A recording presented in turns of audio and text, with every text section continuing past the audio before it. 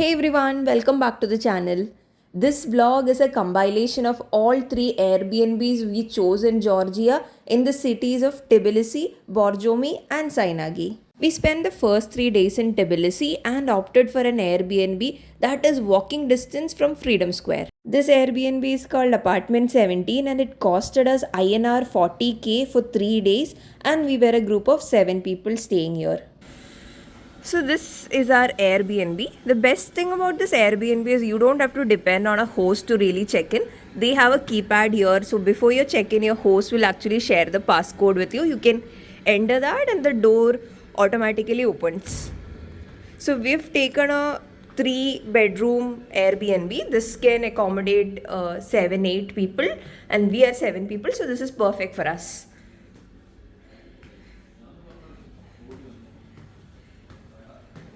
So this Airbnb also comes with a kitchen. It has basic facilities like a dining table. It has an electric stove here, electric kettle, microwave, and a few utensils for you. They also had sugar, salt, coffee, and tea.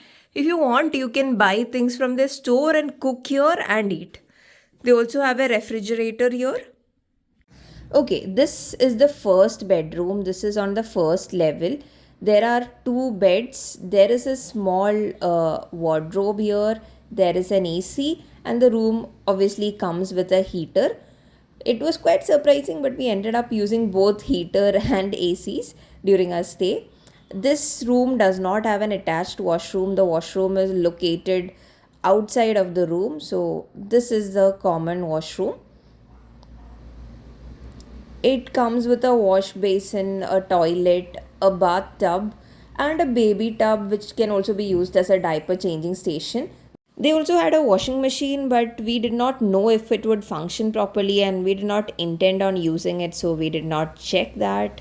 This is the common area, so this is more like your level 2.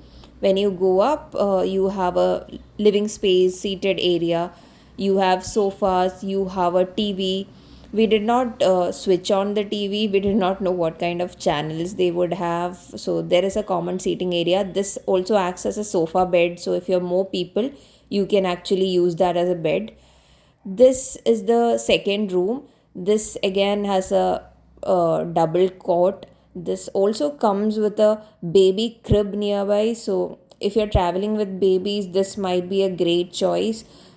This room again also comes with air conditioner and heater. In fact, all the rooms and even the common areas all have heater, and especially when you're traveling in winters, it's a must have, right? And then there are wardrobes. Wardrobes were pretty spacious. There were hangers. It was all clean. Now, this room has an attached washroom. The next room also has an attached washroom. It comes with a dedicated shower space. There is a wash basin and there is also a toilet. Okay, so that's room 1. Let's proceed to our next room, room 2. This again has two separate beds. If you want, you can join the beds and use it. It also has a big wardrobe and comes with an attached washroom. It is very much similar to the washroom in the first room. It has a wash basin, a dedicated shower space, and a toilet. After 3 days in Tbilisi, we proceeded to our next destination, which was Borjomi. We were also supposed to take a pit stop in Ananuri to see its ancient fortress that overlooks a reservoir, but because of the snow, it was closed and we could not go to Ananuri. Similarly, we had planned to stay in Kazbegi tonight and we had also booked a hotel.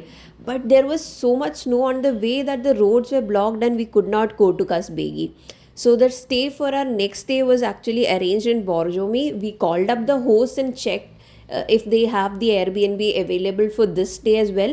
Luckily, the Airbnb was available and we decided to skip Kazbegi and move to Borjomi. So we reached Borjomi somewhere around 6 p.m. and it was pitch black because there was no electricity. The town lost electricity a couple of hours back and we were expecting it would come tonight or somewhere early tomorrow morning.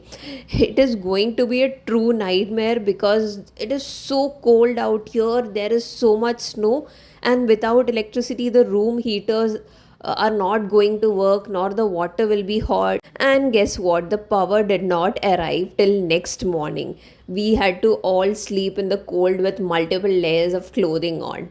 But the next morning was so beautiful that it actually made us forget everything that happened last night. The views from this Airbnb is to die for. I was a little disappointed that we could not stay in Kazbegi because I've seen such beautiful reviews of Kazbegi, and trust me, Borjomi is as beautiful as Kazbegi. So we were having a quiet morning. We had some time to ourselves. So we were just hurkle-durkling, enjoying the scenery. It was all snow everywhere. I did not know Borjomi would have so much snowfall. Electricity is still not back, so we can't heat our waters. Microwave is not working. We are kind of stuck here. But I have to say, the hosts here were very helpful, very friendly. They made sure we had candles. They kept inquiring if we are okay, because it's not honestly in their hands as well, right? They didn't know power would go away, but they were very accommodating and trying to help us in all ways they can. One important tip if you're staying in Kazbegi or Borjomi is that before you go into your Airbnbs, make sure you have some food items with you. So load up some bread, chocolate spread, biscuits, something that you can sustain, because once you are up here, it is difficult to go down to the market and get things. So we spent a lot of time in day 5 indoors. So let me also show you how the Airbnb was. It was very cozy. The views were stunning from rooms. This is the hall. Even hall had such a beautiful view. Just that heaters were not working. They also had a very big kitchen. They had all the facilities, dining tables. They had a fridge. They also had a lot of plates and glasses. They had microwave and kettle, but unfortunately, because there is no electricity, we could not heat anything up. We had kept all our sandwiches, burgers, etc. in the fridge. Actually, there is no need to use the fridge because it is as cold outside, but we thought in case the power comes back, let the food remain refrigerated. So there is a heater in the kitchen also. Again, this is not working because there is no power. They also have a washing machine, but we did not see if it was plugged in, or we did not have any plans of using it, right? They had a kitchen that was very well stocked up. They have a stove, so this was the only thing that was functioning. We were trying to heat water and drink hot water, because even water in room temperature was so cold and we could not drink it. So we were heating up water every 30 minutes and then drinking. Unfortunately, kettle and microwave is not working. So this Airbnb is actually perfect for families and groups of people staying. They have all the facilities. They had so many cutleries. They have a wine opener everywhere. I'm seeing this in the kitchen. It seems like wine is pretty much a staple dish. They even had some advanced utensils and other items here, which I had not seen in previous Airbnbs. We also ended up heating our burgers and sandwiches using some of the pots and pans that they have. They say necessity is the mother of invention, right? We actually experienced it. They had a huge collection of plates, so we ended up using a lot of plates, and there were a lot of dishes to wash the next morning. So up here they again have a lot of cups and a lot of glasses. This is by far the most number of plates and glasses I have seen at once. This again is a glass collection. They actually have all kinds of glasses: shot glasses, wine glasses, simple cocktail glasses, margarita glasses, you name it, they have it all. And this is the way out of our Airbnb. So this Airbnb is perched on top of a hill, I would say. So you have a lot of steps to climb to get here, and in the snow it becomes really difficult. Last night the whole pathway was covered with snow. I think we have a little visitor here. Hi. So it seems like our host came and cleared some of the snow for us, because last night all the area was covered in snow and there was no walking path, but now there is a walking path visible. but it was not really advisable to walk because the three of us slipped on our way down. So you have to be really careful with these slopes. And that is the real footage of how we got our luggage down. And surprisingly, no luggages were harmed in the making of this video. It was difficult to come down with all the luggages. That is the only con here, I would say. Otherwise, this Airbnb would be the perfect place to stay, but I think in the winters it might be better to avoid it. Like I mentioned earlier, the host for this place was really friendly and very helpful. He helped us arrange a bonfire on our second night in Borjomi and we thoroughly enjoyed it. This Airbnb is called Villa Lalo. When we had booked it initially for one day, it costed us 11,200 for one night, and when we called up last minute for one additional night, it costed us 7,600. So overall about INR 20k for 2 days. Our last destination in Georgia was Sighnaghi, and we decided to stay in the middle of the city. We were supposed to go to Borjomi Monastery, Sighnaghi Fortress, and some wine tasting, so this was the perfect location for all the three. Given Sighnaghi is the wine region of Georgia, you can also opt to stay within vineyards. But we chose this Airbnb called Eka Gio, and it costed us 9,500 INR for one night, and seven of us stayed here. This Airbnb again had three rooms. Two rooms had a double cot, and the third room actually could accommodate about four people. So, this is the entrance to the Airbnb. We have to go upstairs. The family is also staying in this Airbnb, so they are staying downstairs and we'll be staying upstairs. So, these are the stairs that you have to take to reach your Airbnb room. So, the host was there to greet us when we reached. He introduced us to the Airbnb and all the rooms that are there. So there is a common space. So this is your living area plus dining area. There was a large sofa set here. There was a piano. We tried playing it, and then there was a small dining table. So this Airbnb does not have a full-fledged kitchen. It has some utensils and it has a kettle. It had other amenities like a iron box and music system.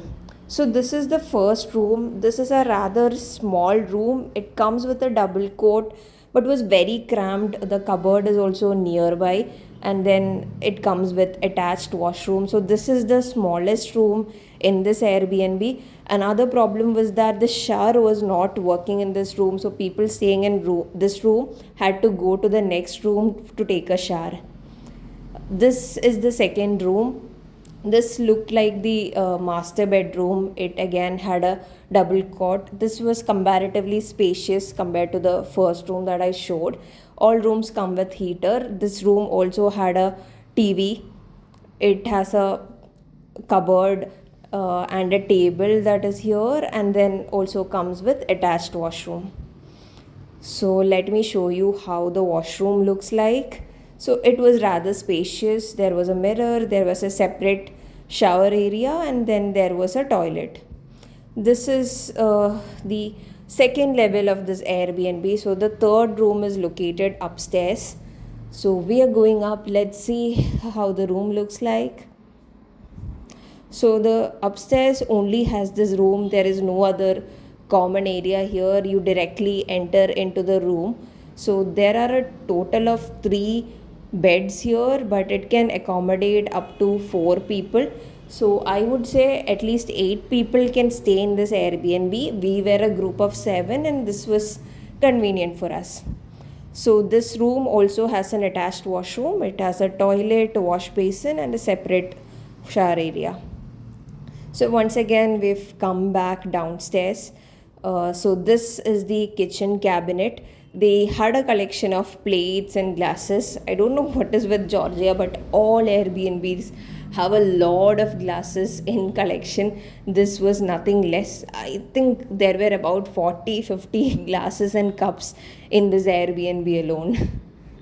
Another thing was there was no wash basin outside, so if we had to wash something, we had to go inside our rooms and wash from washrooms. So this is how it looks like outside. The Airbnb is located right in the middle of the city. So that was a short tour on all our Airbnbs. If you have more questions about any of these, do drop them in the comments. I'm leaving links to all of this in the description box, so do check that out if you're interested. If you've enjoyed this video, do drop a like, comment, and don't forget to subscribe to Mrs. Explorer for more travel content. Until then, bye.